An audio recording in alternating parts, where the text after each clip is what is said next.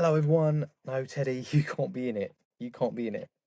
Welcome to another episode of the Birdie Golf Club podcast. I'm having to record this on my phone because the internet decided to crash out. So hopefully this comes across okay and the audio is okay. But it's just an introduction, welcoming you to this week's episode.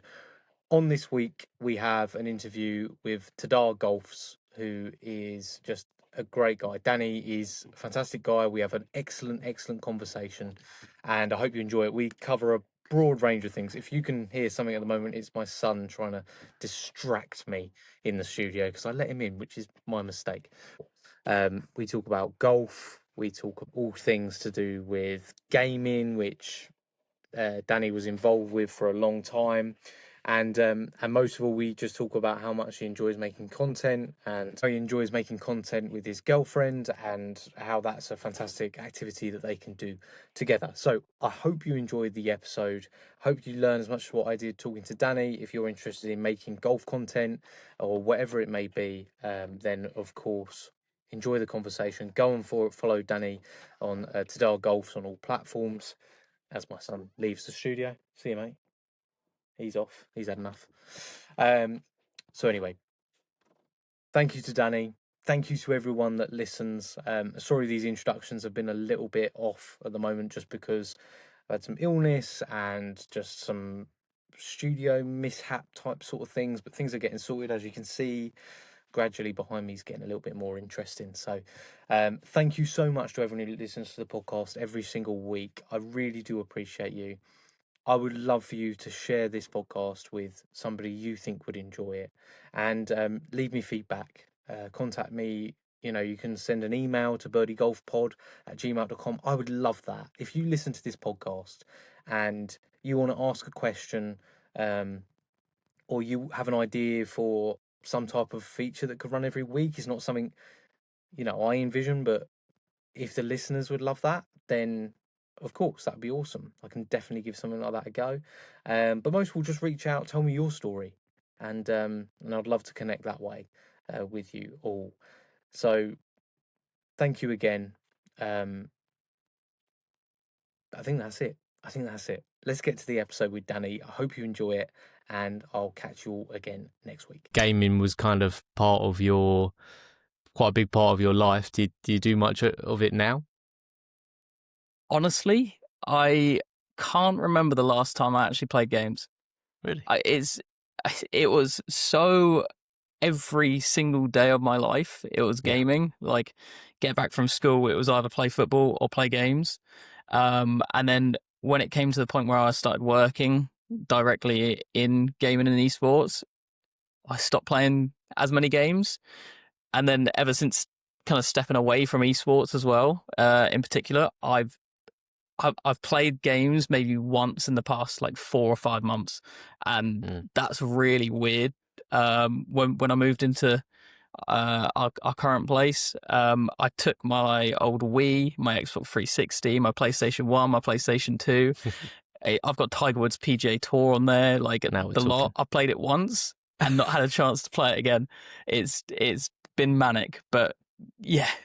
Yeah. Do you think you'll get back to it, or do you think because of how deep you were in esports, which we can get to at some point? I'm sort of starting it on that, and I know that's just a small part of your journey, but do you think it maybe stripped away some of the joy from it for you? Yeah, I think the gaming landscape in particular has changed a lot over the past 10 years, and in particular since COVID.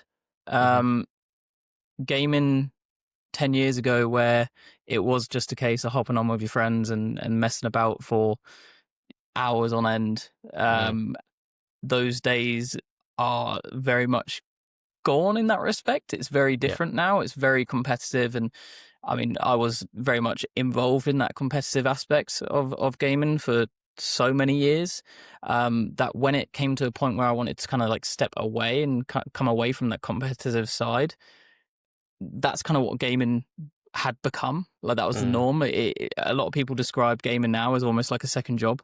Like, if you want to play FIFA, for example, or sorry, FC, Oh yeah, if you still miss it FIFA. for a month, yeah, if you miss it for a month, like you're Yeah. so far behind, and you have to treat it almost like a second job. And I don't like that side anymore.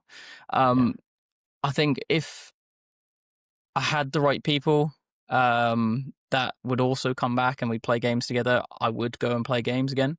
But it's very different to how I used to play games over the past, I'd say 6 or 7 years. How I'd look to play games now is very different to what I was doing 5, 6 years ago. Yeah, I mean, I was big into FIFA.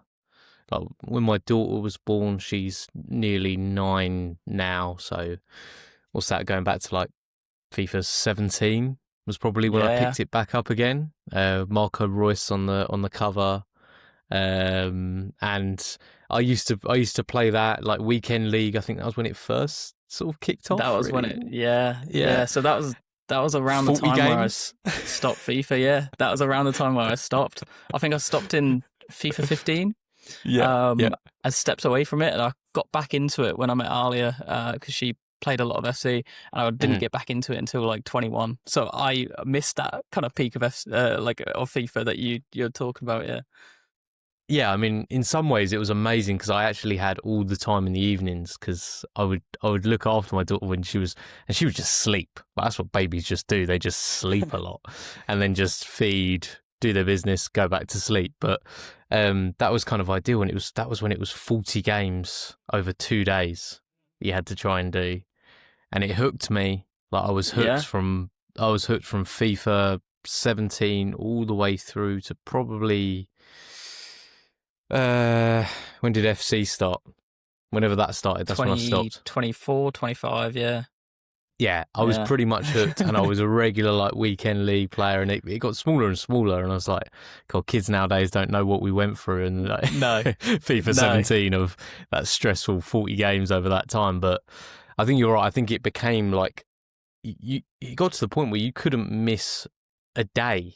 I think when it started to shift to mobile as well, and you could take the companion app with you, and we are properly divulging here into but you know, if people like it, they like it. If not, they can leave. It's fine.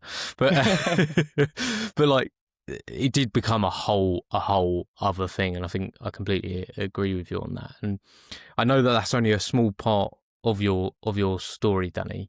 Maybe for the listeners, I'm sure there's plenty of people that are listening that follow you that might be aware of little bits, but there may be people who are not aware of your story at all. If you could take us right back to maybe like the first time you either picked up a golf club or the sports you were into as a kid, what sort of all started it for you? Of course. Well, when I started golf, when I started playing sports, everything probably, I'm looking back to my first memories of kind of playing football. And that was when I was in primary school. I think I was around year 5. So for any Americans, that's what, 8, 9 years old, I'd imagine is around that. So I was, I suppose, quite late into sports. My family aren't necessarily sporty people. My dad never was into football. He doesn't support a football team or anything like that. I kind of just found myself at school playing sports. And that's when I kind of got into football. And I was big time football. I loved football. I lived and breathed it. And it got to the point where in football, I was playing for 3 teams at once. So I'd play for a Saturday league team, a Sunday league team, and an academy. And what that meant was 6 days a week. I was training 3 of those days, and I had 2 matches on the weekend, and occasionally a match on Friday as well. So my life was football, and all the time I wasn't playing football, I'd get home, I'd play games. But there was, I suppose, the first time that I got involved in golf would have been through gaming. So I played Wii Sports. I love Wii Sports. I played a lot of Tiger Woods. So I remember, and I've still got the game, is Tiger Woods 2007. So I would have been 9. Yeah, I'm a 98 kid, so I would have been 9 at the time. And I just remember I love that game. Like the visuals of it. When I've played it since, it's so much. It's so good. It's so much nostalgia. It's like the ball, when the ball follows, the crowd shouts. Everything about it is quality, and I fell in love with it. I had no interest whatsoever in golf at the time, but there was something about it that I just really really enjoyed. And every other Sunday, I'd go out with my parents. We often would go to like car boot sales. So I suppose like yard sales, garage sales, but in the UK we have kind of like the giant field full of cars. And I used to go there. I used to get a weekly pocket money from my nan of £2, and I used to go there and I used to buy games, or I'd haggle everyone to try and get as many PlayStation games as I could in bundles. £2 would go a long way. That'd go a long way. It did go a long way, especially as a 9-10-year-old me was haggling them for 10p. I managed to get a lot of bundles and a lot of games the same within the bundles, and I'd sell them. So, it worked out. And after playing a little bit of kind of PGA, I came across some golf clubs, and I kind of said to my mum, I was like, it's a little bit out of the budget. Can we try and can I get a golf club? Basically. And we walked away with a set of golf clubs that day, and I had no idea about golf. I knew nothing. I only knew what I saw on PGA, so I didn't know of any golf clubs near me. There was none directly near me that I could walk to or anything like that, or cycle to. So I'd quite often go in the garden. My mum got me loads of like little foam plastic ones, like the ones that you could actually hit.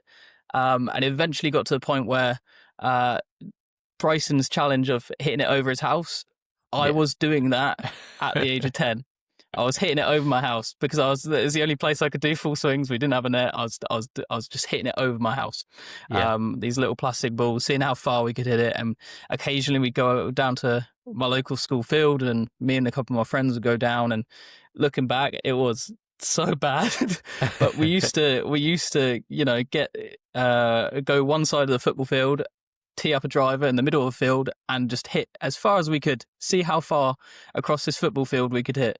And even with dog walkers around, it was like, I can't believe it. Now when I'm simpler times. now when I look back, I'm like, wow, what was I doing? But that was what I knew, right? So that's kind of where I learned and kind of first picked up a golf club. And I was at it, and I think my parents saw me do it too much in the garden, and there was too many windows nearly being broken, and a couple of shed windows that were broken, where it got to the point where I was like, okay, maybe he's outgrown the garden a little bit, let's take him to his local course. And that's kind of where I first started playing golf. And I went down to the local 9-hole golf course, which is Swanmore Golf Club at the time. And that's kind of where I played, and I didn't play a single other golf club for probably like 3-4 years. I'd go to that golf club occasionally, once or twice a year. And I had a couple of friends who would kind of talk about being into golf, so we used to go along a little bit more together, and kind of that's where it all spurred. And it wasn't until again, football was a priority, like in like everything. So there wasn't really like I knew nothing about golf. I knew nothing about kind of the competition side of it, or the etiquette. I knew nothing. And everything was just kind of go along and see what happens. So that's how I got into golf. And it wasn't until recent years, I'd say the past 2 or 3 years, where I started playing golf again. And that's where I started to take it a lot more serious in terms of, all right, let's learn actually what's right and wrong, and et cetera, et cetera. Yeah, all the little intricacies that go along with it. Can you remember what the clubs were that you picked up? I do remember a couple. I don't remember the irons, but I did have a Nike driver, like a Nike 5-wood that I got. Now we're talking. And what I can do is I can send you a picture because I've got a picture of me with it, and that's Yeah. I remember that, and I've given that to my nephew now. So my nephew's started golf. He's got my old Wow. like kind of first set clubs, and he's getting into golf now. So I pass them on, but he's got that Nike driver that I started using, and I loved it. It was the best thing in the world. They still hold up. I absolutely loved They it. still hold up. Oh, it's They made brilliant. It's unbelievable absolutely clubs. brilliant. Yeah. Yeah. So that's kind of I got that driver at that wood, and I got that from the car boot sale. And then I had an uncle who I'd only met a handful of times in my life, and he's right up south, so he's up past Newcastle. Mhm. And kind of news caught to him that I played golf. So one time he came down and he gifted me his old set of golf clubs. Nice. And one of those golf clubs in that was a TaylorMade TPI 26 putter. And that was the one I made a video of me falling to my knees because it broke recently when I put it back in my bag after many years. So yeah, they're kind of like my early golf clubs. Yeah. And then when I turned 17, it was like when I turned 17, I got a car and I was like, okay, I can drive to golf clubs. I stopped playing football at that point. I stopped when I was 16. So I was like, okay, I'll pick something else up. Went more serious into gaming, but outside of gaming, I needed something else as well, another outlet, and golf became that. And that's when I picked up my kind of Jeff Sluman clubs off Facebook Marketplace, and held them until, again, maybe like 3 years ago. Until I had them, and they were 1970s blades, and they were fantastic. They were like butter. So they're kind of like my early clubs and kind of how I got into golf. I suppose. I mean, I know you're meant to be in interviewing me, Dave. I kind of want to hear about you. Like, how did you get into golf? That's nice of you to ask. Not many people ask. So yeah, I do you know what? There's some real similarities in our sort of introductions to golf. I was football mad. Still am football mad. I'm a little bit. I don't know how I feel about the game in the last sort of like few years. Purely from a spectator standpoint, because my ankles are done. Like, I'm not playing football anymore. I can't risk it, so it's done. But just as far as the love for the game, it's sort of dwindled, but it's still very much there. But with golf, I basically started. I can't even remember the first time I actually played golf. It would have been down the range at some point where I used to live up in Crawley. And yeah, it would have been a very similar experience. I have a feeling I had some John Letters blades that my granddad had given me, which were like, ridiculous, ridiculously thin. Yeah. I have a feeling I literally went 4-iron, 7-iron, and then like nothing above that, so it was just a very painful introduction to golf, with like this shooting pain going up to my elbow. But I loved it, and there was a little 9-hole course there that I would go to through like my summer holidays, because I literally I could walk up to it. It's a really fortunate position to be at, but it was one of these tight little par 3 in the pines up at Tilgate Forest, and you couldn't go right and you couldn't go left. You just had to learn to try and hit the ball straight. And it was amazing. The holes went from like being 60 yards long all the way to being like 220 yards long.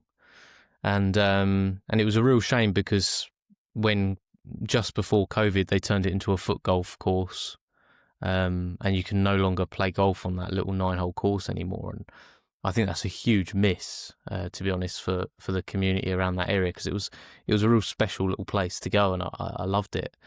And then again, similar, I sort of stopped playing the game when I turned about sort of probably 15, 16. And then in the past sort of, I would say the past 3 years, I've sort of taken it seriously again, because I stopped playing football, and just realised that actually, cool, why didn't I just play this? Why didn't I play golf like the entire time? Because now I'm playing catch up with the guys that did continue to play it. But yeah, I just think it's it's such a such a special sport because it enables people to connect. I think like this because golfers sort of know golfers, don't they? You know, and you have that sort of instant connection. But equally with the people that you'd spent time with playing football or whatever it may be, it's a totally different arena to compete in because you spend the time actually talking and encouraging, which is a very strange thing to do after playing football for such a long time, you know. And that's pretty much my sort of story in the game. You know, that's pretty much it. There's odd little bits and bobs and things, but I know with yourself that with football, obviously that was a big love. So what kind of put an end to that for you? You know, for me it was my ankles. What was it for yourself? Very, very similar thing. So, kind of my football inside, I was playing so much, and if you haven't noticed, I'm quite a small lad. I'm not very big. Neither am I. I'm with you. Yeah, especially when I stand up next to the likes of my mate Connor, who's bloody 6'3" and towers over me. I've got absolutely no chance. So when I was kind of 14, 15, it was around like between 14 and 16 was when I was playing so much sport, because it was so much training per week, like high intensity training, 2 to 3 football matches, as well as like lunch times, break times, everything, PE. Like it was far too much sport.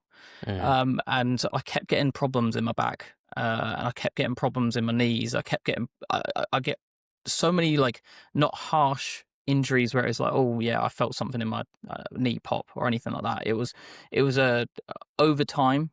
It felt like everything was just wearing down. So we gave it a few months, and my mum took me to the doctor, and kind of we spoke to the doctor about it, and he essentially said that I was playing so much that I wasn't allowing any recovery time for my ligaments. And what that was causing was like where the growth of my ligaments, where I started to go from 4'11" to 5'8", during that time where I was playing so much sport, there was no time for them to actually like grow the way they were supposed to.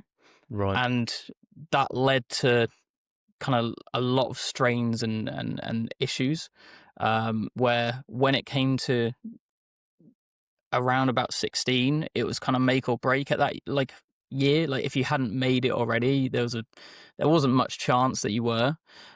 So it came to kind of the day where I was looking to get up a level within the academy, and I was playing that match. And I remember getting injured that match, and they turned around and I swapped teams at half time to go on to the kind of next level team. And I got injured in that second half, and they turned around and said, like, if you come off, like, that's going to be it. But I couldn't breathe. I could barely walk. And it was like, I have to come off. And even 10, 11 years on, one, that's a massive regret. But two, I know physically, I still have issues from all of that. So I picked up basically an injury, mainly in my back, and I'd been through absolutely years and years of physiotherapy. I'd tried all sorts. I've tried almost every single practice under the sun, and I've had multiple MRIs on my back, and no one could tell me what was wrong. I had a doctor basically turn around and was like, oh, this is all in your head. And I couldn't wrap my head around it because I had permanent chronic pain in my lower back. And there was days where I would literally wake up and not be able to stand up, and I would just stay in bed and I couldn't move. And it was like the worst days ever. I physically couldn't do anything. Mentally, I was so drained. And it wasn't until, again, probably about 4 years ago, where what had happened is because of all of those issues growing up, my vertebrae had essentially fused together. So I've got 3 vertebrae in my lower back and 2 vertebrae kind of between my shoulders in my upper back that are like fused together, but not to the bone. Like they're not fused by the bone. They're my muscles just can't relax. So Right. it's a weird one, They're under and that's why constant no one could tension. work out what it was. Yeah, so Yeah. they're under constant tension. So whenever I, would overextend, if I ran and I'd stretch my back too much, it would tear, and it would mean that like I couldn't walk. And at the time I was working quite a physical job as well, so I ended up stopping football to try and help with my back problems at the age of 16, knowing if I went into adult football, Sunday league, over 18 football is absolutely diabolical, as you might know. Yeah. Um, Yeah. and I stopped around there. I did go into it a season, knew it wasn't going to work out, kept picking up injuries. I said, no, this is like, I can't do it. Like, I love football, but I can't do it. So I went for a little bit less of a contact sport in golf. Yeah. The only injuries I have to worry about at the moment is myself causing it, or getting hit by other people not shouting for. That's all I have to worry Yes. about. Yeah. And ever since that, I've been okay. Like, I can play golf. I don't, long periods of golf. If I play golf multiple days in a row, it's I can have issues, but for the most part, it's not too bad anymore. Okay, that's good. And I've overcome that, luckily. But that's kind of where kind of football went for me. I played it too much at a young age, where just my body couldn't keep up, essentially. So picking up injuries, and kind of walked away from it around 16, and 17 is when I picked up golf. Yeah. Yeah. Because, I mean, for American listeners, like you were saying, obviously there's that desperation to make it when guys are 15, 16. You can times that by 10 as to what happens at Sunday League, because that is very much like last ditch. Guys are trying to make an impression, and if and in worst case, if they're not trying to make an impression, they're trying to make an impression on the person that they're playing against. It's a brutal arena of football, Sunday League. Like, I remember like watching it from like my house, because it was right next to the Sunday League, and I just thought, I'm never ever doing that. Like, those guys are insane. I'll stick to under lights on a Astro or whatever. Yeah. I'll stick to that kind of football. But yeah, I don't blame you for pulling out of that one, especially with those injuries, because that must have been just an absolute nightmare, especially when you've got people denying that you've got something wrong with you, and you're like, look, I'm not faking it. This is pretty serious. I feel pretty terrible. I remember there was a lad I went to school with, and he ended up playing he was playing for Southampton, under 16s, I think it was, and he snapped his leg in 2 places.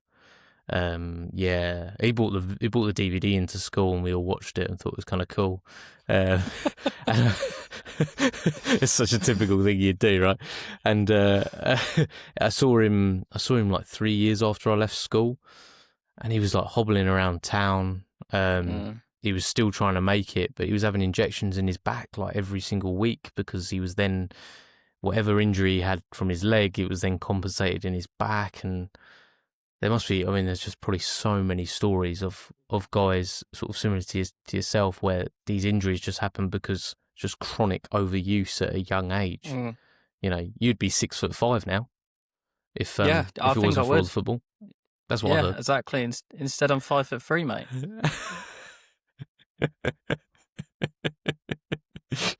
Oh dear!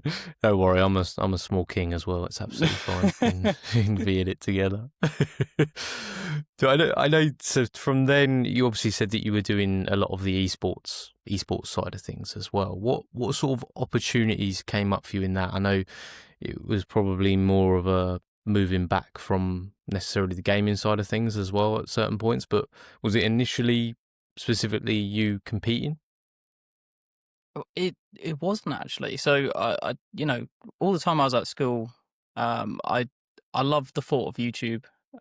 Before, when KSI and Mini Minter and kind of these guys, especially within the FIFA scene, came out, I was like, the stuff they're doing is awesome. Like, I'd love to do that type of thing. So, privated and never to be seen, I do have a channel where I have old FIFA videos, like from FIFA 11, FIFA 12, where I was doing like squad builders and I loved it, and that's kind of where I picked up editing. And anyway, that's another story. But um, gaming was obviously something I always did in the background and loved, and I'd play Modern Warfare 2 and all sorts and go for trick shots, and this is way before a lot of people's time, but like those days were like some of the most fun I'd ever had. And I remember me and my friends would race home in order to get in a group together to just play all night. So when it came to kind of college, I went away to college. I had to stop football due to injuries, so like my outlet became more gaming. Um, and I remember coming back from holiday one day with one of my friends, and we'd seen a trailer for a game called Rocket League, which is essentially just football but with cars. So it was like the perfect transition to go from football to I also like cars. So let's just it's perfect. It seems to work. And exactly. And I remember kind of making videos around that and just kind of having some fun with it.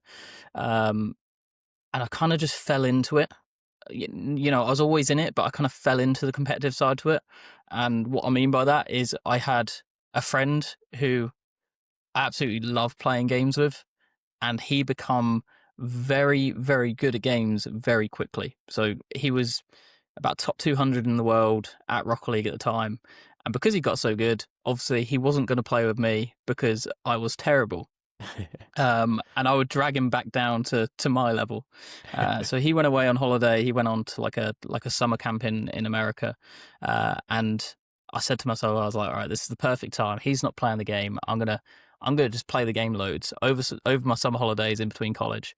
I'm gonna play the game loads, get really, really good. So when he comes back, I can play with him, and we can go from that. Summer well spent. And exactly. Studying for college? No, that wasn't me. Instead, I was playing Rocket League. So I'd gone from probably in golf terms, to make it a little bit more relatable, golf terms, I'd probably gone from before he left, maybe like a 16, 17 handicap. It was like pretty standard, like to top 100 in the world. Wow. Within the span of about 8 weeks. To the point where when my friend came back, I put some time in, yeah. I put some time in. But I found that I was like, if I really put my mind to that, and like, I wasn't spending as much time as others on it. In terms of like my hours played was a lot less than others. But if I could dedicate my time to it, I knew I could get better. So that's what I did. And I found myself playing in tournaments with random people across the world that I'd never spoke to, never heard of or anything. And me and my friends used to compete in tournaments, and we started off playing for headsets and chairs and just like little things like that were like, oh, this is pretty cool. And again, this was before esports really was a thing. It was a thing, but there wasn't money in it. There wasn't anything, like there wasn't a scene for it. There was a little bit of Call of Duty, like competitive Call of Duty at the time, but there wasn't a scene for a lot of the things. So when it came to playing in these tournaments, money started getting injected into the scene. Rocket League started getting bigger. By the time my friend came back, we started competing together in these tournaments. And that's kind of how I fell into it. It was just a case of like, oh, I want to get to a point where I can play with my friend, to the point where I was sitting 70th in the world for within the Rocket League scene. And then that was like, okay, well, there's something in this now. The first prize pool for RLCS, which is the Rocket League World Championship, the first prize pool was $50,000. And then it became more and more and more. And as kind of seasons and years went on, it got to the point where the prize pool was 1 million, 2 million. And just going back a couple of years ago, we had kind of like the Saudi World Cup, and there was 20 plus million in that you could win. So it was a time where I was like, I don't know what I want to do as a career, but I just want to do what I love. I tried it with football. I came up short. I tried with gaming. I did well. In the grand scheme of things, I came up short, but I did well. And kind of that's like golf is now my next thing. Like my next thing where I'm like, okay, I want to go on to that now, and that's what I'm enjoying. So, whilst esports is kind of like taking a back seat, I still do get involved with it because I still love it. But I stumbled my way into it and kind of stumbled my way into golf next. Yeah. And do you find you can take that dedication that you put in when it came to Rocket League, when you wanted to just get better than your mate, which is a real simple goal that can definitely transition to golf, right? Everyone's got that mate that we just want to be better than. Do you find that dedication that you put in, a lot of people will look at that and go like, well, that's ridiculous. You know what I mean? Like people that haven't been involved in that sort of stuff before and haven't really understood the effort that it takes. Like, oh, you spent that long trying to get that good at it, whatever it might be. Do you find that that mindset that you were able to put yourself in has really helped when it comes to golf, as you sort of picked it back up again and to lower your handicap and everything like that and just try and get better at the game? Do you find that really helped, sort of having that experience from before? I think it did have that. I think it did help having that experience before, where I was trying to just do the best I could to get better. And whilst when I was getting into golf again, it was the same thing. It wasn't my goal. Like my goal, and it still stands, my goal isn't to become an incredible golfer. As much as I'd love to be able to hit every green and whatnot, like I know it will come with time. And if I really wanted to get better, I could spend more time focusing on that. But I suppose my passion was always content. Like when I look back in school, like the first things I did within gaming was content. Like like me and my friends would record videos and put them up online, and sometimes we literally just make videos for each other. Like it was always in the background. I loved content. And then when it came to kind of football, I'd get like occasionally my mum would come along with a camcorder because I'd love to just, like have the footage and edit it and piece out together like a little football montage. Like I love the idea of that more than the fact that I scored a banging goal. When it came to Rocket League, everything was content related as well. Like I was streaming every tournament, or like as many tournaments as I could play. I was making YouTube tutorials, and I had like a lot of like the issue I had within Rocket League was my like internet was a big factor, where I couldn't always stream and compete at the same time because you needed the best setup, you needed the best internet, you needed like as many frames per second as you could get. Like there's a similar thing that you get within golf is people believe you need the very, very, very best equipment to like perform. And within gaming, that is the case as well, right? At any high level, that kind of 1% is huge. So when it came to kind of that gaming side, like content was always the forefront of it, but the professionalism and kind of going away and competing in Spain and going away to different countries to compete, that then overtook it when I didn't enjoy it maybe as much as I did the content side, if that makes sense. Yeah, that makes sense. So I think the content has always been there, and like going back to the question of did it kind of help? It has helped. I think this time it's helped in a different way. It's kind of made me realize like what it is that my passion really, like what my passion really is, and I love entertaining people, even if like I know I'm not the best at it, but it's like that urge to want to improve on every video that I make. Where one video I won't have shot traces, the next I will, the next I'll have a mini map, the next I'll have drones, the next I'll have a better camera, like whatever it is, the next I'll have overlays, the next, like whatever it is, I want to improve on that next video. And my Alia, my partner, she tells me off because I'm a bit of a perfectionist when it comes to it. So it's finding, I suppose, that balance with that is like I want to improve on everything I do. But I've got to draw the line somewhere as well. I think your content comes through as authentic, which I think is what people are looking for, when they watch stuff now, because there's a lot of, and it's something that I've found difficult. I'd be interested for your take on it as well. There's so much golf content out there now, and you can draw inspiration from loads of different people, and then it's trying to be unique in that space is almost impossible, I would say. And I think maybe that's why it causes people to freeze and not start, because there's probably a lot of people like yourself and myself that look at it and go, I love that. I grew up with basically this content creation boom that's happened, and always wanted, like you said earlier, always wanted to do it myself. But I just feel like I would be copying this person or copying that person. How have you found that? Trying to be unique but not overthinking the uniqueness is a difficult balance, right?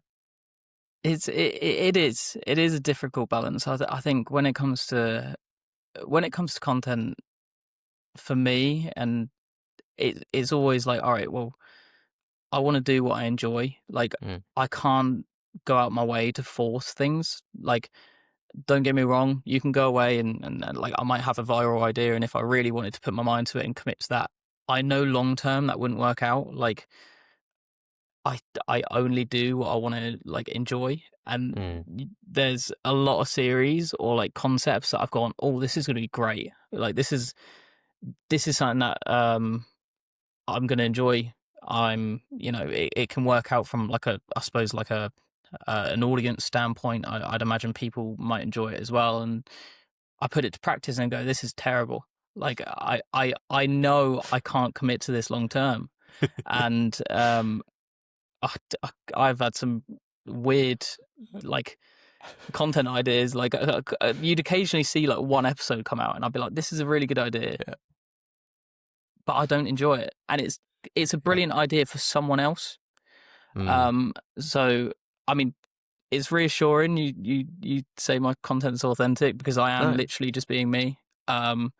In the end of the day, and whilst I there's a lot of I suppose videos and creators out there, and you have all these people and gurus and whatnot saying this is what works, this is like what you need to do, and whilst I suppose from a small creator standpoint and someone who just likes making the videos, like, sure, there's inspiration you can take, and there's things and whatnot, and the ideas in the end of the day, the ideas and concept of the videos are like what are most important. You've got to enjoy it. Like, I've seen so many people, I suppose, from the esports side of things, and I keep going back to this because this is where most of my life was. So part of my job was like managing talent. So I had talent and players and creators who had 6-7 million followers. Like, they were huge, and they hated what they were doing. Like, they just didn't enjoy it, and you could tell. And you would like see the viewership drop over a period of time, and it wouldn't be until they go, actually, I really don't enjoy playing this game anymore, or I really don't enjoy making this type of video anymore. It's like, well, what do you enjoy? And it's like, oh, I enjoy this or I enjoy that. Well, go and do it. And it's like, people won't watch that. And it's like, no, you're building an audience, I suppose, for you. You're not building an audience for necessarily golfers. You're not necessarily building an audience for anyone but you or your group, right? So people will listen and watch the podcast because of you, Dave. Like, it's not it's not it's not necessarily, I suppose, the name of it is. It's because of you and what you bring to the table, your knowledge and you as a person, nice, genuine person. That's what people come in and watch and listen to you for, right? So there's it's a fine balance, but again, I always have to just do it and go, right, do I enjoy this? Is this me? And I suppose, what do I want to get out of this? Like, if this takes off, can I see myself committing to throwing a dart at a map for I saw that one. weeks or months and months and end? And I would say yes, because that's something I really enjoyed. Yeah. And that's something where I've got a camper van. I would love just to go around Europe and play different golf courses and go away for some time. And that's something that I'm planning to do. Right. So I suppose it's almost like you see a lot for a lot of people play a holes, like come and play a hole with me, like that type of content works. Great. If it works for you and you enjoy it, that's all that matters, right? For other people, they love reviewing golf clubs and golf fittings. I did a golf fitting, and I saw your podcast with like 9x9. I loved it. I thought it was so interesting, but I couldn't. I can't commit myself long term to that. And my most successful video ever is with 9x9. It's like on like 200,000 views, long form hour video. Like it's done wonders. And if I uploaded that every 2 weeks, I'd absolutely be fine. But I don't I can't see myself doing that long term. And there's certain aspects of it I'm like, yeah, that's quality. I loved it. But I couldn't be a club reviewer every single week because it's just not me. It's not what I enjoy. I enjoy going out, exploring, having fun, having a laugh with my mates, grabbing Connor and going, Connor, let's 2v1 Theo, let's 2v1 Alia, let's 2v1 a pro, like these different concepts that we enjoy. And if they don't take off, they don't take off. Like it is what it is. Yeah. If they take off, then even better. You had fun whilst doing it, no matter what. Exactly. Yeah, no, I can speak to that. I'm still very much in the space, sort of pretty new to the whole content sort of creation side of things. All these ideas in my mind of what I'd like to do, and then like you said, that I did one which I'm definitely gonna throw in the rubbish bin. It was like the Chat GPT thing. In my head, it was fun. It was a great idea. In reality, there's a guy who does it way better. Pretty much launched it just before I did it, but in a slightly different way. Where he's like got Jake Knapp, he's doing the Jake Knapp GPT, which is just way better. Like it's a way better concept, and he's got it. He's done it. He's won. And it's like I looked at mine and thought, I have no real direction on this. In my head, it was fun. It's not actually fun to do. I'm alone in my garden swinging a golf club into dirt. and these suggestions from ChatGPT are rubbish. Like they are not improving my game. Yeah. So it's like, right, okay, forget that one. That's gone. So I could definitely see that. I did this one recently where last night, and it's one I've been wanting to do for ages, and I'm a little bit on this booth that I'm in was basically because I started doing audiobook narration like 2 years ago, or a year and a half ago, something like that. And loved it. It was great, and I wanted it to take off. Typical AI sort of comes into the equation, and you see audiobook narration sort of fall off a cliff now. But it's a skill that I really enjoyed doing, and I enjoy the dramatics of it essentially as well. And I was like, well, I need to take that passion and put it into this. Now I could be put off because you've got James Wilson, short side, who does an amazing job and has like this incredible Scottish accent to go with it as well. And I sat with it for such a long time because I thought, well, he kind of does that. But then I kind of thought, well, there's probably room for me to do something that's similar just because I've got a background in it as well. Doesn't mean that I'm not copying his content, it's just, it would be similar-ish because that's kind of my passion as well. So it's trying not to be frozen because there's other people doing something similar, and like you said, if it's something you enjoy, that's what's going to come across. That's what people are going to tune in and watch, either on YouTube, on Instagram, wherever it may be, and that's sort of like the main thing really with it, isn't it? How are you finding you're saying, if I wanted to get good at golf, or really good at golf, I would focus on it. How is your game?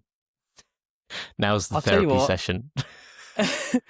and I'll flip it actually, because it is the best it's ever been currently. There we go. Hands down the best it's ever been. And I think again, it's just that switch of like, okay, well, I'm not playing to try and beat a score.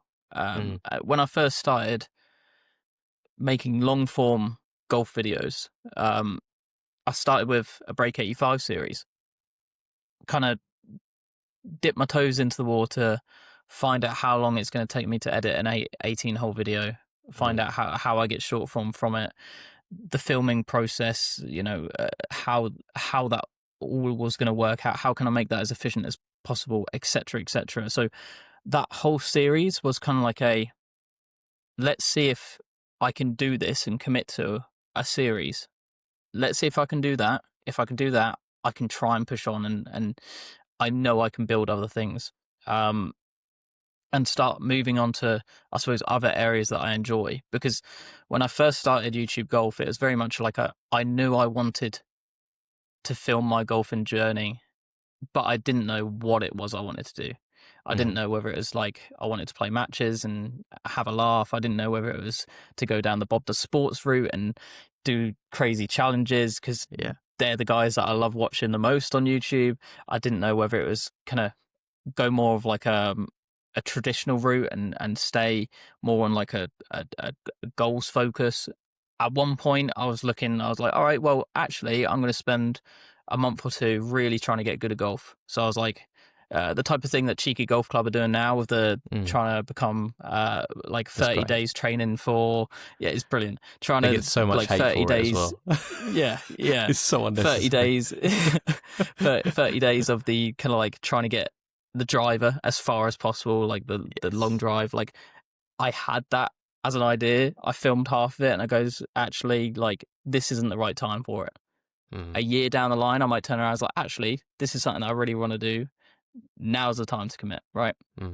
So once I kind of like tested the waters and gone that like Break 85 route, I was like, okay, I completed the series. I did like 6 or 7 videos. At the start of that, I was shooting like 103, 104 as like a 13, 14 handicap. It was so difficult. Easy done. It was so difficult to play on camera. So difficult. And kind of like this whole process of, all right, you've got an idea, let's see how it works. You gave it a go with the audiobooks, and you tried your AI series, like idea. Like you need to do that to experiment and find like what it is that you really enjoy, and you learn from that and go, okay, this type of concept does and doesn't work, or and it's not so much. It's not even like about, I suppose, viewership so much either. I think a lot of people kind of dial in and focus, and I'm guilty of it as well, but like you focus on the numbers, and if I do a really, really good video, it's like I'm really proud of this one, I'm really happy, and it gets 200 views on YouTube after 2 weeks of hard work. I'm like, damn, like that's a jab in the back, like that really hurts. And then I'll put something terrible up where it's like I'm trying not to upload it. I'm getting told that I need to, because I need to stop being a perfectionist, and it does so much better. I'm like, this doesn't make any sense. And a lot of it doesn't. Like, there's a lot of things that you can go, all right, this makes sense, this makes sense, this makes sense. You need a good hook, you need a good thumbnail, etc., etc. But in the end of the day, it's like you can't control a lot of things. Like if your video doesn't do well, so what? Like move on, learn from it. And I think that's kind of like where my stance from kind of football and gaming came from, was like, okay, I've lost that match. Why have I lost? Why have I done this? Where did I do well? And kind of just pick up and improve. So I completed the Break 85 series. I kind of found the elements that I was like, all right, I quite enjoy this and I quite enjoy that. So one of the things that I found myself really enjoying was everything videography and photography. And luckily for me, Connor, who's like my best friend, in a lot of my videos, a huge supporter, because he grew up doing it. And like, again, without Connor, without Alia, without Richard, like without these close friends, I literally wouldn't be uploading, because after the first 2-3 flops on videos, I would have been like, I'm not built for this. It's not for me. Like as a group, we've just gone, right, here's all our findings, here's what we enjoy. Let's just go out and do it together. And then that way we kind of have each other's backs. So, yeah, like having that support network is like, to me personally, so key. Like I wouldn't be doing this on my own. So it's like having those people around you. And obviously Alia was doing it first before all of us. She's like incredibly brave to have been doing it. She did kind of FC and was getting so much hate and abuse and everything all through that. Transitioned into golf, and she was like, "Wow, this is so good. No one is mean." Meanwhile, there's a flood of comments being horrible, but she's like, "No, this isn't that bad. This isn't that That's bad." nothing. And yeah, exactly. So when kind of I left my job, it was like, okay, let's focus on what I enjoy. I enjoy golf. Connor was the same. We were like, right, let's do this together. Like, let's hold each other accountable for making good videos. Like, Connor coming into this, like, didn't know anything about editing. I knew nothing about cameras and videography. Like, we've all just come together and kind of combined our knowledge and experience in different aspects and gone, let's do it together. It just makes it so much easier for each other. And having that support network, like you said, has been vital. And also the golfing community, it just seems like is a far more supportive like space. I know when I started this podcast, it was originally me and a friend of mine were going to do it together, and the plan was that we would just get together every Monday night and have a couple of whiskeys and talk about the fact that we don't play golf very much, and how depressing that is. That was the original idea of it. As it was, he couldn't commit time wise to it, which was completely fair enough, and there was no hard feelings on that. And he's going to pop back for a couple of episodes when he can, which is great. But I kind of had this thing, and I was like, I don't want to let this go now. And I'd already been reaching out to certain people, and the response had been so positive for someone starting with nothing in the space. As far as they're concerned, no one listens to the podcast. But they didn't care. They wanted to show their support and just have a chat as well, which is kind of what this is. I didn't want to claim on this podcast to make you better at golf or to have the biggest names in the golfing world every single week in this blockbuster thing. Like, that's not what this is. This is a genuine conversation that you would overhear in the clubhouse after playing 18 holes or wherever down the pub. It's that kind of thing. So I know firsthand, and I can tell as well from the experiences that you've had, that the golfing community really does deserve like a sort of big sort of slap on the back of like, it's a supportive place for people. 100%. Yeah. 100%. Yeah. The and coming back to yours, your like the word for your podcast is authentic. Like just as you said for me, it's the same for you. It's the same thing. And yeah, the golf community is by far the best. And I'm going to have a lot of people from gaming who still follows my journey in golf, but Of course, yeah. the kind of professionalism of it is obviously very night and day in comparison. But yeah, the people are obviously more mature. Like, they're supporting. I think they, like, especially those who have tried filming themselves play golf, they understand how difficult it can be. Nightmare. It's so hard. It's so difficult to try and it's already anxiety inducing enough when you've got a group behind you or people behind you who on the course are trying to get through or hitting up behind you.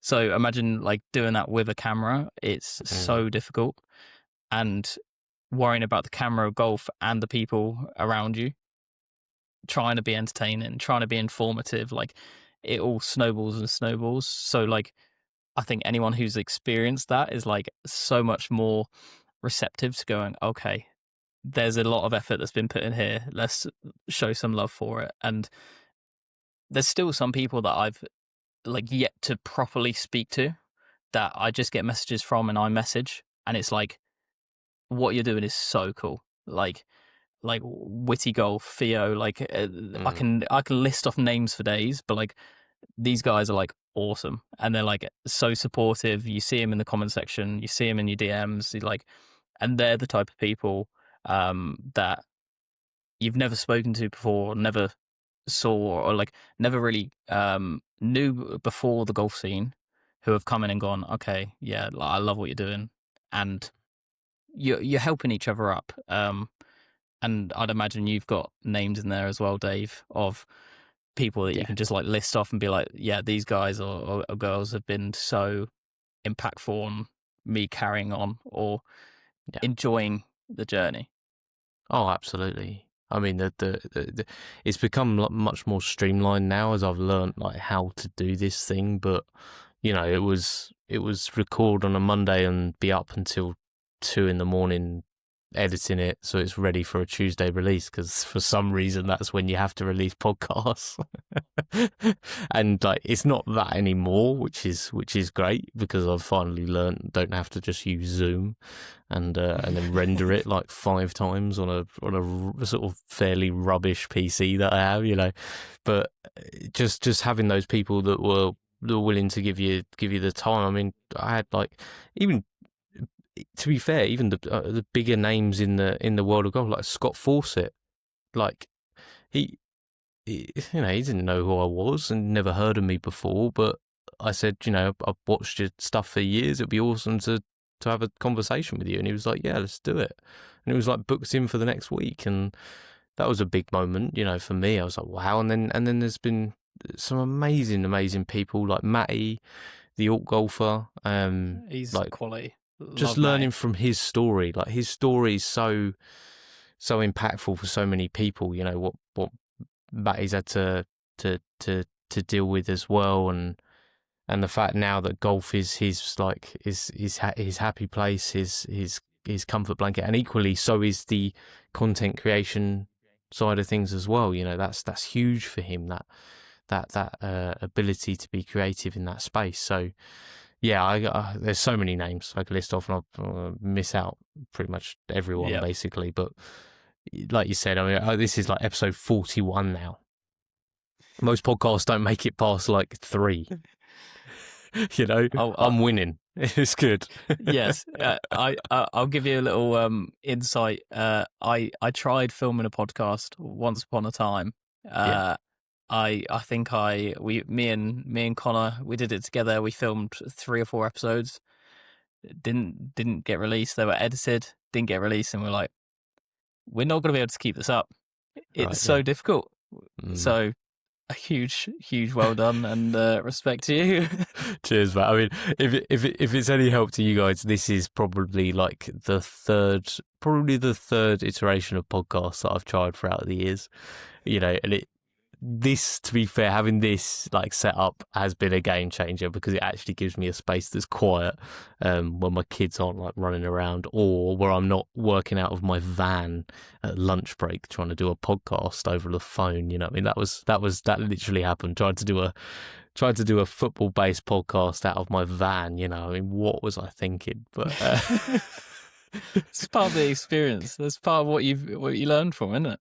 Oh, totally. Yeah, exactly. And it's just, you can look back and, you know, hopefully this thing continues and works out great. And then you've got all these experiences, you know, like you said, with all, I thought you were harsh on yourself by saying, you know, that it was ultimately, you got so far, but didn't, you know, you failed, didn't make it in certain things, but you tried.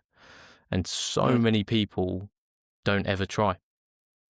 And, you know, if you want to get things done, you have to at least take that first step. So, you know, and I get the feeling with Tehdagolfs, it's just one of those things that's gonna keep on growing as well. And I've noticed you've been doing a little bit of work with others as well, work some brands involved and things. How have you found that? Because I'm sure that's something you're used to from before in the esports scene. How have you found that on a personal basis when it comes to your brand now in the golfing scene? It's been great working with different brands. From an esports perspective, I was a professional player, a coach. I worked a little bit in kind of social media and marketing. I basically ticked off every job role within esports, right? So I'd seen, I suppose, every single aspect when it came to marketing and working with brands. Like I'd been working directly with the David Beckham team in order to like drive activations. I'd worked with Sky Broadband and Subway to kind of run an esports academy, right? So I'd worked with them, and I'd worked with them in like a ton of different ways within kind of esports and gaming. So when it came to golf, the one thing I told myself was I only want to work with the brands and the people that I truly believe in. Mm-hmm. So the likes of Tacomo are a brand that I am so happy to work with, because when I was growing up and I was working and I was getting my pocket money and going to car boot sales and buying golf clubs like that, I was fortunate enough to be able to have golf clubs.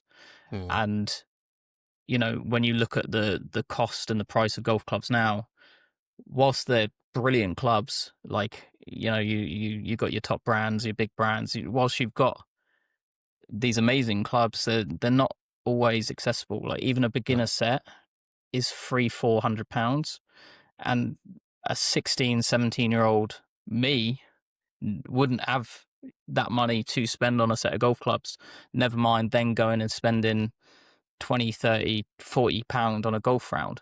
It isn't feasible. So, you know, even though golf clubs are still expensive, and like the idea and the concept of Tacomo's being as good as the other brands but half the price, like it's like fit with me. Like I want to make golf, and my long-term goals are making golf more accessible, like being able to allow like those who can't necessarily afford to play golf to be able to play golf. I'd love to be able to do more of that work in the future. And, you know, by all means, I need to get to a point where I can support myself before I can really drive and support others, because I'm hanging on for dear life. But the kind of like idea of kind of like making it more accessible is just like that aligns with me, and I suppose you could say my brand, but that aligns with me like a lot. Same type of thing when kind of we work with the likes of SRV. Their golf clubs are amazing, and the reason why, again, the reason you had them on the podcast as well, the reason why John's fantastic. Yeah, John is unbelievable, and like his story is brilliant, like what he's done it for and the cause, and like that resonates with me, it resonates with Alia, it resonates with like Connor, it resonates with us. So we're not doing it to get our gloves or get our golf clubs and go, all right, yeah, these guys are awesome. We mean it. So that's always something that I'll look at. Like if a brand, and I've had a couple approach before, is like if they don't resonate with me, I'm not going to work with them. So working with brands, especially when they're aligned with me and I see their vision, they see my vision, like that's when I have the most fun.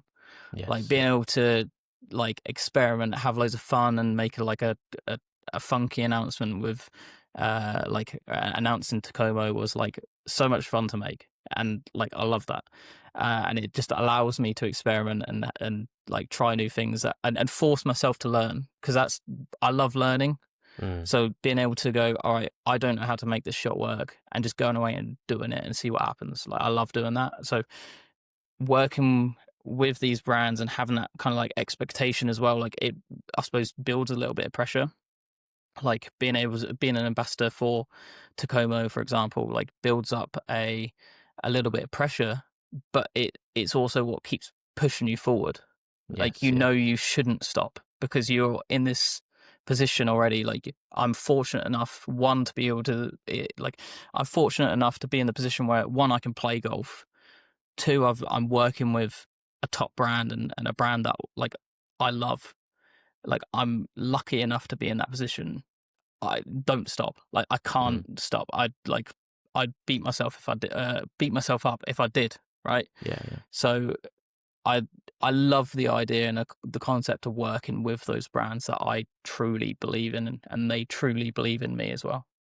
Yeah, yeah, exactly. And it comes across as genuine then as well, doesn't it? Because, like you said, Tacoma irons are doing something which, you know, the cost of golf clubs goes up and up and up every single year. And the main manufacturers kind of know they've got a stranglehold on the market. And then you get a disruptor like Tacoma coming along and providing like serious quality golf clubs that top pros are now happy to put in their hands and use and not notice any changeable difference, but doing it at a price point that, yeah, okay, it's still not, you know, it's not your Don A set that I started with at Yeah, Sports Direct. You know, I mean, you pick up £6 a club each time or whatever it was. yeah, It's still premium products, but it's premium products at a much more affordable price point. And like you said, if your vision is about accessibility in the game, then given a platform to a brand like Tacoma obviously provides even more competition as we head on into the future of golf. That, you know, by the looks of it, is just going to be a more and more sort of accessible game as it goes along. So yeah, I think that all makes complete sense of wanting that to align with your thing as well. And but it's a tough balance, right? Because mm, you know, obviously people will come along and ask certain things, and they can probably, you know, especially when it comes to financial sort of support and stuff like that, it's a decision that has to be sort of made each and every time. But like you said, if it's a thing of making sure that it always aligns with it, then that's going to come across and so much easier to promote as well in that way as well, mm, right? I mean, I yeah. won't I won't name any sort of names, but I had a tea company come to me and ask me to promote, and it was that it's going to make you drive the ball 30 yards longer. And I thought, well, look, I'm not sure how much authenticity I already had, but that would be completely out of the window if I start telling people that a tee is going to make them drive 30 yards longer. I can barely drive the ball 30 yards, so that would Oh, be a mate. miracle. I might have to pick some up. It was wild. I just thought, oh, if that was the answer, like, sign me up. Maybe I was completely wrong. If that turns out being the answer, I'm gonna be really annoyed with myself. There could have been some Stack a hefty tee on top. condition. Yeah, stack 3 tees on top of each other, and you gain 90 yards. Boom, done. I can get over 200 easy now. No worries. That's gonna be great. Well, Danny, I appreciate your time. I really do, because I know we record late on a Monday night, so I know it's great to see you. But I can't let you go without asking you why Tehda. So, okay. Sorry. No. By all means, I've had this name for, again, obviously it goes back to the gaming days. So Mm-hmm. it goes back to when I was probably about 14, 15 years old, and Modern Warfare 2 was like my favorite game. And one of the titles, like, you could get like a banner so that it would display your name in. So you'd have like, my name was like Danny, right? And then it would have like a banner with like some artwork, and like you could have like a little emblem as well, right? So I unlocked one which was called Tada, and it was like Tada. So I was like, that looks awesome. There was a rabbit in a hat. I was like, that looks really, really cool. I got like a little matching emblem, and I was like, I'm gonna change my name. It's gonna be like Tada. So I'd had like a little play on words, and there was like I suppose like a little trend, like back in the day, where it was like, instead of that people would put TEH. So I was like, Okay. oh, I'll do instead of Tehda, I'll do Tehda or Tehda. Like so, like that's where I suppose it came from. My Xbox name is still Livid Tehda. Like it's still like a clan that I was in like 10, 15 years ago, and then Tehda, and kind of that's where my name came from. I stuck. It just stuck. All through everything that I ever really did. All of my gaming, everything is Tehda. So it's Tehda, just, so not Tehda. yeah. Ignore me, everyone. Ignore me. I've done this before. I've called someone by the wrong name for the whole episode before, so don't. This is a win. I've had people call me different names for 10 years plus. Like like even some of my friends that I've known for 10 years, they might still call me. I've had all sorts. I've had Tehda. I've had Tehda. Tehda's quite a like Teddy. Tehda, yeah, I've had Teddy a lot. Yeah. I've had all sorts, but so anything that resembles Tehda or Tehda or Tehda or whatever it is, like I don't really mind. It's the same thing to me nowadays. Tehdagolfs. Tehdagolfs. Okay. Well, if it's any sort of brings you any comfort, I'll tell a little story that I have not told on this podcast before. That most of the people that know me sort of in personal life, my nickname is Dub. D-U-B. Dub. Okay. All right. Okay. Now I do not want this to catch on, and I'm doing this to try and make up for giving you pronouncing it completely wrong. And it's purely from the fact that my dad was called David as well, and he couldn't pronounce it when he was a kid, and all he could say was the word Dub. So his mum used to call him Dub. It never caught on for him. So he had a full adult name that he deserved. But when I was born and he named me David as well, he decided that it would be funny to tell everyone this story and call me Dub. And it's stuck. Honestly, I've got friends that forget my actual name, and when I my wife, when she listens to this, goes, "Oh, Dave, Dave, no, she goes, that's your dad's name." And I'm like, come on, I'm 33. I think I deserve Dave or David instead of Dub. Like this has got to change. So I'd imagine stick. I'd imagine you've heard the saying, "Get that dub." Yes, yeah. You probably got that quite a bit right. No, I got worse than that. I got end ups were big when I was at school, and people thought, because I tried to keep it like quiet from everyone at school. I was like, this cannot get out, and I had mates like outside of school that would threaten me that they would like say, "We're going to tell everyone. If we see any of your mates from school, we're going to tell them." I'm like, please don't tell them. And N-dubs was big at the time, and someone got wind of it at school, and that was it. They were like, "Oh, why are you calling yourself after N-dubs?" And I'm like, I was around before them. This isn't the thing. So nicknames are great, but they're horrible at the same time. I feel like you've let open a can of worms here. Potentially. We just hope for some really low traffic on this episode now. That's what we're going to need. I'm going to make this title just it will not be SEO friendly, that's for sure. It will be a boring conversation about golf. With I'm going to put Tehda as well, just to annoy you now. Tehda, Teeder. Tehda. It'll be great. No one will hear it, and no one will know about Dub, so it'll be absolutely fine. Sounds brilliant. Listen, Danny, I really appreciate it, mate, and I hopefully we can do this again in the future. I know you got some exciting stuff coming up, some Golf Escapes stuff coming up as well. Yeah. Which is going to be cool. I've got some stuff coming with them as well, which is going to be really exciting. And I won't do any more AI features when it comes to that either. So maybe we can link up again in the future and just catch up and see how the journey's going. That sounds good. Look, I really appreciate being invited on as well, and having the opportunity to have a chat with you as well. It's been absolutely brilliant. So thank you very much, Dub. No. Oh, there it is. There it is. I shouldn't have said it. I should have just gone, oh, yeah, nicknames are stupid, and moved on. The first of many. I'll put in the show notes, Danny, where everyone can find you, and just go and check out Danny's content. It's refreshing and enjoyable, and let's all see where that dart lands next, and hopefully it will be somewhere really difficult to get to, and maybe the minivan's going to break down now. Who knows? Okay, what? I'm sorry.